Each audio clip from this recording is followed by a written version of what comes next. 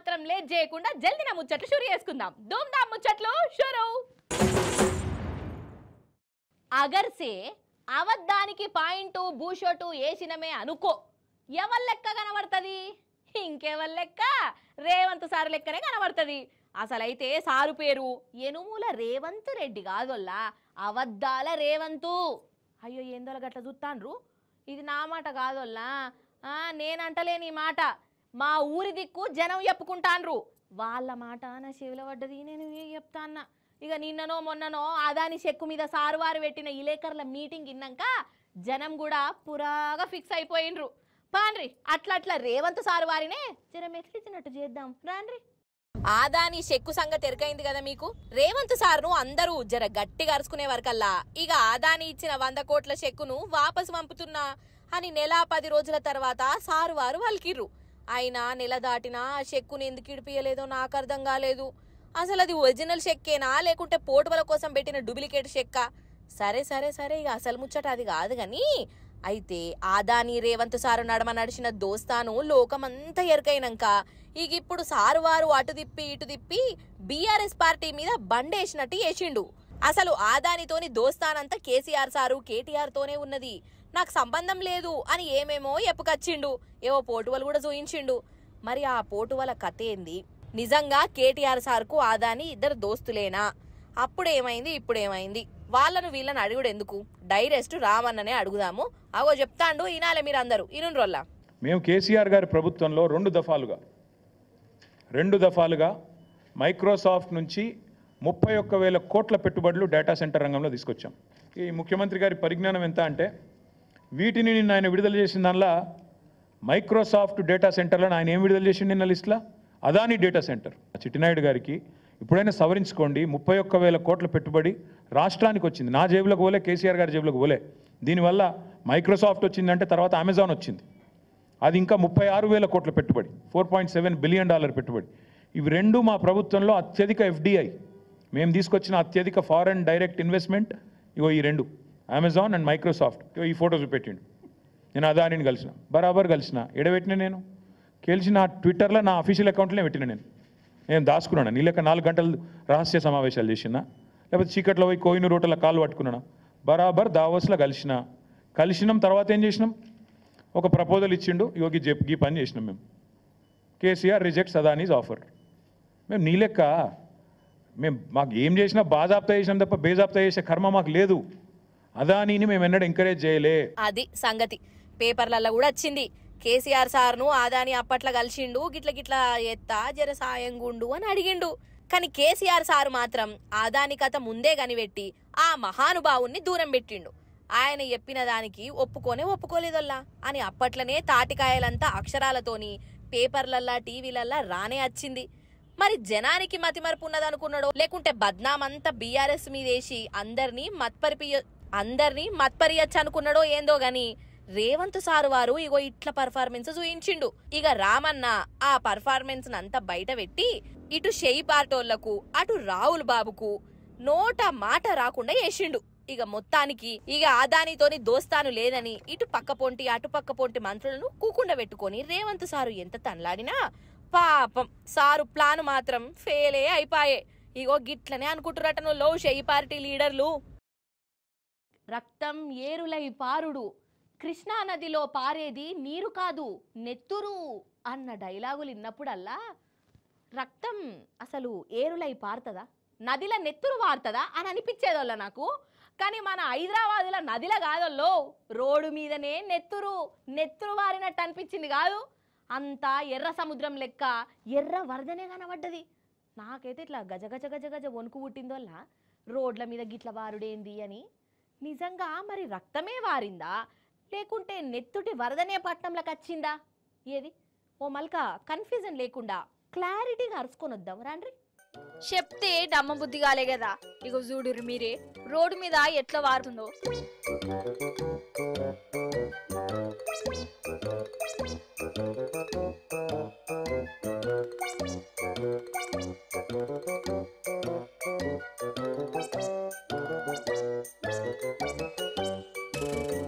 వామ్మో నిజమే, నెత్తుటి వరదనే.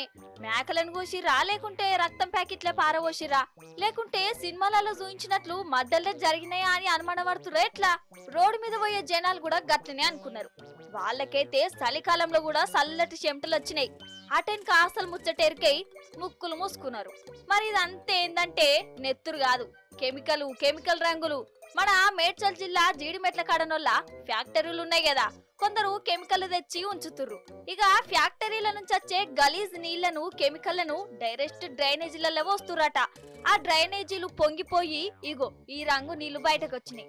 జనాలను గజగజ వణికిచ్చినాయి. నెత్తురు ఏరులై పారినట్టు రంగు నీళ్లు పట్నం రోడ్ల మీద ఇట్లా వారి అందరిని పర్షన్ చేసిందన్నట్టు. ఇంకా కంపు వాసన. పాపం ఇక్కడోళ్ళు ఎట్లుంటురో ఏందో పాటు అలవాటైంది కావచ్చిగా. అయినా ఇండ్ల మధ్యలో ఫ్యాక్టరీ లేంది, పర్మిషన్ లేకుండా ఈ కెమికల్లు ఏడవడత గడ వారవూసుడేంది?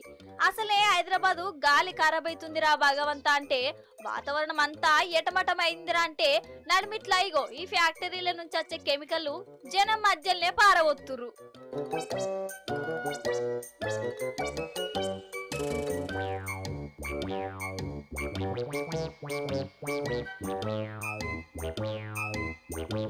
నిజంగా మన సర్కారు బళ్ళల్లా గురుకులాలల్లో చదివే పిల్లల పరిస్థితి ఇప్పుడు ఎట్లున్నదంటే పానాలతోని శెలగాటమాడినట్టే అవుతున్నదల్లా. ఘోరం అంటే ఘోరం తెలుసా? దినామి స్కూల్లో తిండి తిని పిల్లలు ఎట్లా దావకాన్లో పడుతున్నారో చూస్తూనే ఉన్నాం కదనొల్ల. పాపం గా వాంకిండి సర్కారు బళ్ళ పెట్టిన తిండి తిని శైలజ అనే బుజ్జి జీవిడిచింది కూడా. నాకైతే నిద్రనే పట్టలేదొల్లా. అగో మళ్ళా ఇంకో ఈ స్కూల్లో గిదే కథ అయింది. రేవంత్ సారు అసలు ఏంది ఇది సారు, ఇప్పుడన్నా పట్టించుకుంటావా లేదా అసలు? అయ్యయ్యో ఏంది అసలు? ఈ పిల్లలకు ఎందుకింత గోస? అసలు సర్కారు బడికి ఓడే వీళ్ళు చేసిన తప్ప ఈ ఆడపిల్లలకు ఏంది అవస్థలు? అగో రోడ్డు మీదనే గ్లూకోజ్ పెట్టి పట్టుకోబోతుర్రు. పాపం ఇగో ఈ బుజ్జి పరిస్థితి ఘోరంగా ఉన్నట్టున్నది. అయ్యయ్యో ఎట్లెత్తుకొని పోతురో చూడు, ఏమిటికొచ్చిన పరిశాను.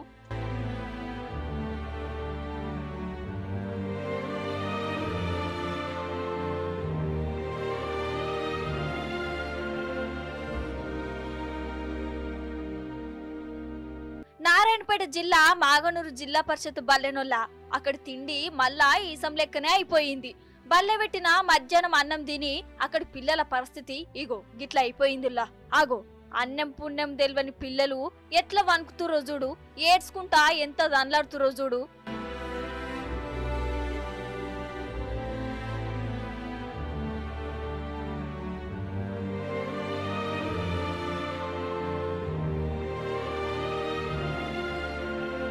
చదువుకునే పిల్లలకు ఎందుకింత గోస?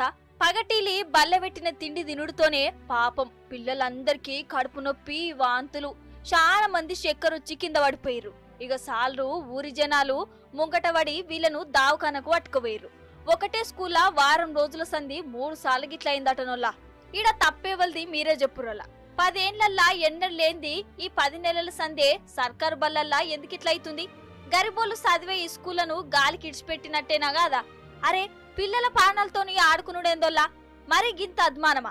ఒక్కసారంటే ఏమో అనుకోవచ్చు, దినం ప్రతి స్కూల్లో గిసొంటి అయితేనే ఉన్నాయి. పాపం వాకింటి బల్లే చదివే శైలజ అనే పాపనైతే ఈ సర్కారు పెట్టిన మధ్యాహ్నం అన్నం తిని ఆమె పానమే పోయిందోల్లా.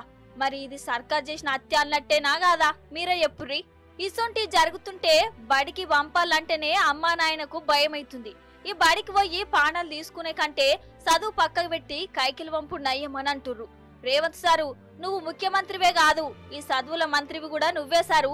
పిల్లలకి ఇట్లా అవుతుర్రంటే నువ్వే జిమ్మదారి తీసుకోవాలి సారు. ఎవరి మీదనన్నా పాత పగలు కోపాలుంటే మీరు చూసుకోరు గాని నడిమిట్లాగి బడి పిల్లలను గోసబుచ్చుకునేంది సారు. ఎవరి మీదనో కోపము ఈ స్కూల్ పిల్లల మీద, వీళ్ళ చదువుల మీద, వీళ్ళు తినే తిండి మీద చూయించుడేంది సారు. ఇగో గిట్లనే నిలదీస్తురు తల్లిదండ్రులు. 50 మందికి తెలియజేయున్నది ఏమనగా మన చెయ్యి పార్టీ 6 గ్యారెంటీలతోని అధికారంలోకి వచ్చింది కదా. ఇప్పుడు ఎన్ని గ్యారెంటీలు ఇచ్చిందల్లా?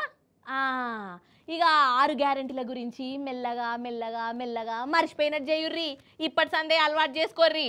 ఒకటేసారి అంటే కాని పని కానీ ఇప్పటి సందే గ్యారెంటీలు లేవు, ఏం లేవు అని అనుకోండి. 4 ఏళ్లకు మెల్లగా అలవాటు అవుతుంది. ఏమైంది మల్లీశ్వరి, ఏం మాట్లాడుతున్నావు అసలు? గ్యారెంటీలను మర్చిపోమ్మని నువ్వు ఎప్పుడేంది? చెప్తే గిప్తే రేవంత్ సార్ చెప్పాలి, లేకుంటే రాహుల్ బాబు చెప్పాలి, బట్టి సార్ చెప్పాలి. ఏమో నువ్వేదో ముంగటపడి చెప్తున్నావు ఆయ్ అని అనేరుల్లో. అరే నేను చెప్పుడు కాదోల్లా, రాను రాను మన ప్రభుత్వంలో ఉన్నోళ్ళే చెప్తారేమో అని నాకు అనుమానం కొట్టింది. ఎందుకు కొట్టిందో తెలవాలంటే చలో ఇప్పుడు మనం కర్ణాటకకు పోవాలి పాడ్రి మరి పోదాం. మన షెయ్యి పార్టోలు చెప్పిన 6 గ్యారెంటీలు ఏడిగివాయే, ఏడాది అవుతున్నది, ఇంకా ఫ్రీ బస్సు తప్ప ఏమి ఇయ్యకపాయే అని అనుకుంటున్నారు కదా. గా గ్యారెంటీల కథేందో ఈసారి చెప్తాడు ఇనాలే మీరు, కాకపోతే కన్నడంలో చెప్తాడు అన్నట్టు. ఇంతకు ఈసారి ఎవలంటారా? కర్ణాటక రాష్ట్రంలో కాంగ్రెస్ ఎమ్మెల్యే ఆడ కూడా ఈ షెయ్యి పార్టోలు ఇది చేస్తాం అది చేస్తాం అనుకుంటా గ్యారెంటీల పేరు చెప్పి అధికారంలోకి వచ్చిర్రు. ఇక 6 ಗ್ಯಾರಂಟಿలను ಏನ್ చేయాలనో ಶೆಯಿ ಪಾರ್ಟಿ ಎಮ್ಎಲ್ಎನೇ ಎಪ್ಪುಕಚ್ಚಿಂಡು ಇನಿ ತರಿಂಚುರ್ರಿ. నేను తెలుగులో చెప్తా గాನಿ. ಇವಾಗ ಏನಂದ್ರೆ ಈ ಗ್ಯಾರಂಟಿ ಸ್ಕೀಮ್ಸ್ ಇರೋದ್ರಿಂದ ಸ್ವಲ್ಪ ಮನೆಗಳು ಕೊಡೋದು ಸ್ವಲ್ಪ ಕಷ್ಟ ಆಗ್ತಾ ಇದೆ. ಇವಾಗ ಅದೇ ನಾವು ಮುಖ್ಯಮಂತ್ರಿಗಳು ಕೇಳ್ತಾ ಇದ್ವಿ, ಸ್ವಲ್ಪ 2-3 ಈ ಗಾಡಿನಲ್ಲಿ ಅಡ್ಡಾಡೋದು ಸ್ವಲ್ಪ ಯಾವ 1-2 ಯಾವ ಬೇಕಾಗಿಲ್ಲ ಅಂತ ತೆಗೆದುಬಿಟ್ಟು ಮನೆಗಳು ಕೊಡ್ರಿ ಅಂತ ಹೇಳ್ಬಿಟ್ಟು ಕೇಳ್ಬೇಕು ಅಂದ್ಕೊಂಡಿದ್ದೀನಿ. ನೋಡೋಣ ಅಂತ ಮುಖ್ಯಮಂತ್ರಿಗಳು ಅವರು ತೀರ್ಮಾನ ಅವ್ರ ಮೇಲೆ ಬಿಟ್ಟಿದ್ದು. ఏమంటుండయ్యా అనంటే మనం షెయ్యి పార్టోళ్ళం అనవసరంగా గ్యారెంటీలు అని ఇచ్చినాం. ఆ గ్యారెంటీలు అమలు చేస్తే మన రాష్ట్రము అడుక్కదినుడే ఉంటది, బజాట్ల పడతాం, లాస్ అవుతాం. కావున ఈ గ్యారెంటీలల్లా కొన్ని గ్యారెంటీలకు ఎగనామం పెడదాం, అమలు చేసుడద్దు, జనాలు కొన్నొద్దులకు మర్చిపోతారు అని ఇగో ఇట్లా రాగం తీసిండు. ఇగ చెప్పుర్రి కథ. గ్యారెంటీల మీద షెయ్యి పార్టీకి ఉన్న తన్లాట ఇగో ఇట్లున్నది అన్నట్టు. అందుకే కాదు ఈ తెలంగాణ కర్ణాటకల షెయ్యి పార్టీ గ్యారెంటీల పాలన చూసి కడమ రాష్ట్రాలోళ్ళు తెలివికచ్చిర్రు. మొన్న హర్యానాల గ్యారెంటీల పేరు చెప్పినా జనం గెలిపియలేదు, నిన్న మహారాష్ట్రలో కూడా తుక్కొడగొట్టిర్రు. సరే వాళ్ళు తెలివికచ్చిర్రు బరాబరే, మరి మన సంగతి ఏంది? అక్కడి షెయ్యి పార్టీ ఎమ్మెల్యేనే డైరెక్ట్ చెప్పే ఈ గ్యారెంటీలు మనతోని కాని పని అని. మన కేసీఆర్ సారు ఓట్లప్పుడు కూడా గిదే మాట అన్నాడు, వీళ్ళు ఏసేది లేదు ఏం లేదు ఖాళీ చెప్పుడే ఉంటది అని. అగో అన్నట్టుగానే అయితాందా లేదా? అయితే ఈ ఫ్రీ బస్సు తప్ప కరెస్ట్ గ్యారెంటీ అమలు చేసిందే లేదు మన కాడ. ఇక రేపో మాపో ఆ కర్ణాటక ఎమ్మెల్యే లెక్కనే మన కాడ కూడా ఏదో ఒక షెయ్యి పార్టీ ఎమ్మెల్యే ముంగటపడి గ్యారెంటీలు అద్దు ఏమొద్దు మేం పెట్టము, రాష్ట్రం లాస్ అవుతుంది, బజాట్ల పడతాము అని అంటారు కావచ్చు. ఇగో గిట్లనే అనుకుంటుండ్రోల్లా.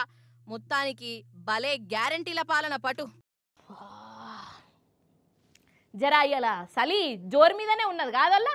ఇగో ఇయ్యాల నాకు పొద్దుగాలనైతే అస్సలు లేవ బుద్ధి కాలేదోల్లా. 2 చెద్దర్లు ఇట్లా నిండా కప్పుకొని వండుకున్నా అయినా చలి పెడుతూనే ఉన్నది. ఇక మా అమ్మ ఒర్రంగా ఏదో బలిమీటికి లేవాల్సి వచ్చింది. ఇక జర ఎండపొడ కూసున్నాక పానం అప్పుడు మంచిగా అయింది, ఇంత ముత్తత షావు వచ్చింది, తాగుకుంటూ కూసున్నా. ఇక ఇప్పుడు కూడా చలి పెడుతూనే ఉన్నది. జప్పున ముచ్చట్లు చెప్పి అవతల పడాలి. జర పంక బంధు పెట్టరా, అదే దిక్కు చలి గురించి ముచ్చట చెప్తూనే ఉన్నా, నువ్వేమో ఫ్యాన్ 5వ నెంబర్ మీద పెట్టబడుతీవి, ఏం సంగతే పెద్దన్న, జర పెట్టు. సరే కానీ ఈ చలి ముచ్చట్నే ఓ మలక చూద్దాం పాండ్రోల్లా. జర గరం షాయి ఉంటే ఏమో తావేనా పోయి. చలి బాగానే పెడుతున్నది కదా. ఇగో ఇప్పుడు చలి కొడుతుంటేనే మీకొక ముచ్చట చెప్తున్నాను వల్ల. పొద్దుగాల బయటికి పోవాలంటేనే వణుకు ఉడుతున్నది. ఇక మాపటిలి ఆఫీస్ ఒడిచినాక ఇంటికి పోదామంటే ఇగ మస్తాంది. పగటిలి ఎండగొట్టినట్టు ఎత్తాంది గాని 8-9 అయ్యేదాకా చలి మాత్రం పోతలేదు. ఇక ఆదిలాబాద్ దిక్కైతే హరిగోస అనుకో రాదుర్రి, అసలే అడవుల జిల్లా నాయే. ఇక చలికాలం వస్తే మామూలుగా ఉండదాడ, ఎముకలు కొరికే చలి అంటారు చూడు, గట్లా అన్నట్టు. అందుకే షట్టర్లు గిటర్లు లేకుండా బయటికి వెళ్ళకుర్రులో, చెవులకు గరం కుల్లనన పెట్టుకోవాలి. ఇక మన పెద్దోళ్ళకే గిట్లుంటే అసలు బడికి పోయే చిన్న పోరలు ఎంత సీదరించుకుంటున్నారో పో. పొద్దుగాల లేవాలనాయే, తానాలు జపాలు చేయాలనాయే, ఉన్నదో లేందో తినాలనాయే, 8 కాకముందే బడి బస్ ఎక్కాలనాయే. ఇక ఇప్పుడే ఇట్లుంటే ఇంకా వచ్చే నెలలో ఎట్లుంటదో ఏమో పో ఈ చలి. ఎంత చలున్నా పొద్దటి పూట పనున్నోళ్ళు మాత్రం మానకుంటా ఉంటారా గాని జరసేపు మంటకాడ కూసోని బ్లాంకెట్లో గరం కోటో వేసుకొని బతుకు తెరువు కోసం బయలుదేరాల్సిందే. ఇక మన దిక్కిట్లున్నదా, మీదు బాజు కూడా చలి మనకంటే ఎక్కువనే ఉన్నదట. ఇక కాశ్మీరు, హిమాచల్ ప్రదేశులనైతే మస్తు మంచు పట్టుకున్నది. మనం చలికే గిట్ల వణుకుతుంటే అక్కడోళ్ళు గంత మంచులో ఎట్లుంటారో ఏమో పో కదా.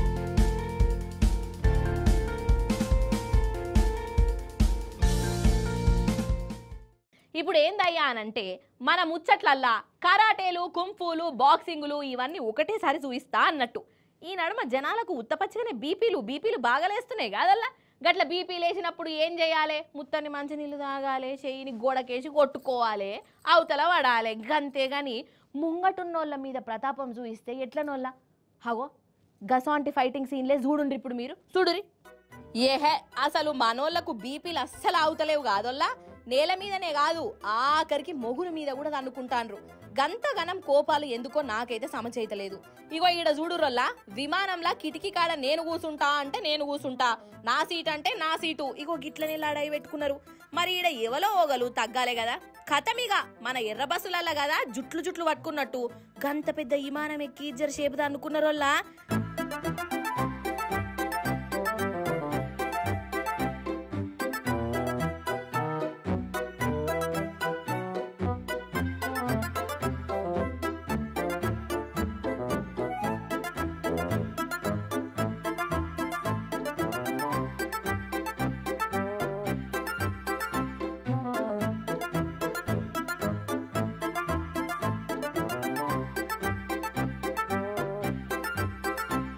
సరే మొగుల మీద గట్లలొల్లయిందా ఇక నేల మీద చూడుర్రి ఈడనైతే ఇంకా ఊరమాసు ఓరి దేవుడో అగో అంగీలు ఇంపుకుంటా మరిది అనుకున్నారు కాదల్లా ఎవరు ఆవిడే లేదు అసలు ఎవరిని దంతాన్రో ఎందుకు దంతాన్రో మర్చిపోయి మరిది అనుకున్నారటనోళ్ళ నడి బజాట్లా అసలు పంచాది ఏల శాల అయిందయ్యా అనంటే వీళ్ళు ఉత్తరప్రదేశ్ రాష్ట్రం లక్నోలా బట్టల షాపు నడుపుకుంటాన్రల్లా అయితే షాపు ముంగట ఏవో సామాన్లు ఉన్నాయట ఇక ఆ సామాన్లు తీసే కాడ ఓ చిన్న పంచాది శాలయింది ఇక చూడుర్రి బట్టలు చింపుకునేదాకా అనుకున్నారో ఈ బట్టల దుకాణ పోళ్ళు ఎంత బట్టల దుకాణం ఉంటే మాత్రము గిట్లా అనుకోవచ్చునా ఏందో ఏమో పటమ్మ ఆ మందిని కూడా చూడు సినిమా చూసినట్టే చూడబడుతుర్రు ఒక్కలంటే ఒక్కలన్నా ఆపుతుండ్రా అసలు ఆపరు వాళ్ళకి ఇసొంటి చూస్తేనే మంచిగా టైం పాస్ అవుతుందాయే